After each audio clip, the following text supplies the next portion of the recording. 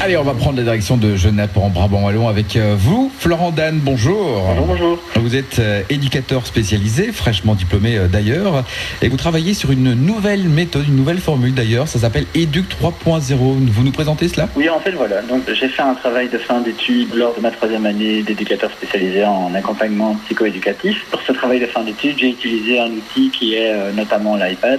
Le processus, en fait, est assez simple. C'est visé à mettre la personne en situation de handicap dans un quotidien qui est le plus autonome possible. Donc, en fait, rendre la personne la plus autonome possible. Quel type de handicap, par exemple ? Ça va du handicap, le retard mental léger à sévère, ou trisomie 21, tout ce qui est trouble du spectre autistique.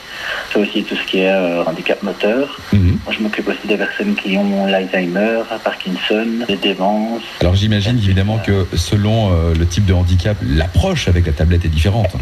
Oui, tout à fait.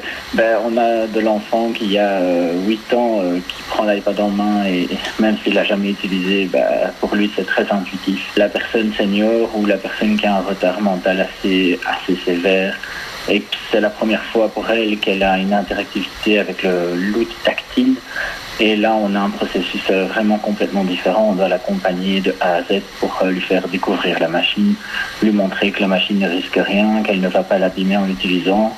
On a cette notion de rendu tactile qui est vraiment nouvelle pour certaines personnes. Et donc voilà, là, on travaille petit à petit. D'abord, on va appréhender la machine et puis on va mettre le processus en route, voir ce qui est possible de faire ou pas. Quelles sont les applications que vous utilisez sur la tablette ? Avec quoi vous travaillez ? Alors, en général, j'utilise Make It. C'est une application où on peut créer des tas d'exercices et des tas d'ensembles. Et donc, par exemple, un enfant trisomique qui a des comportements positifs et négatifs pour sa vie sociale. Donc, je pense à cracher, tirer les cheveux, mettre les doigts dans les yeux, par exemple. On fait un ensemble rouge et vert, qui sont des couleurs assez distinctes chez eux. Pour rouge, c'est des comportements stop, on ne peut pas les reproduire. Et vert, oui, c'est très bien, on continue comme ça. Et donc, on classe tous les comportements positifs ou négatifs. Et par le jeu, par l'aspect ludique, on arrive à une phase éducative où l'enfant se dit, oui, en fait, je ne peux pas faire ça, je peux faire ça. Et l'idée, c'est vraiment, donc, à travers votre projet, c'est vraiment de rendre une autonomie à toutes ces personnes, finalement. De donner une autonomie à toutes ces personnes et leur permettre une insertion dans la société, qui est une vie sociale.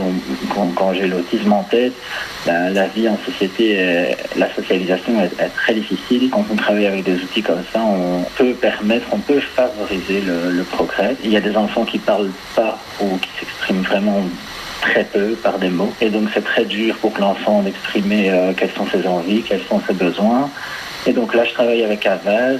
C'est des planches de pictogrammes pour communiquer. Et il y a tous des mots qui sont préenregistrés avec des images. Et l'enfant peut faire une phrase grâce à l'iPad et donc se faire comprendre et communiquer auprès des autres, auprès de son entourage. En tout cas, c'est une très belle utilisation de cet outil de nouvelles technologies. Merci de nous en avoir parlé, Florent. Mais de rien, avec plaisir.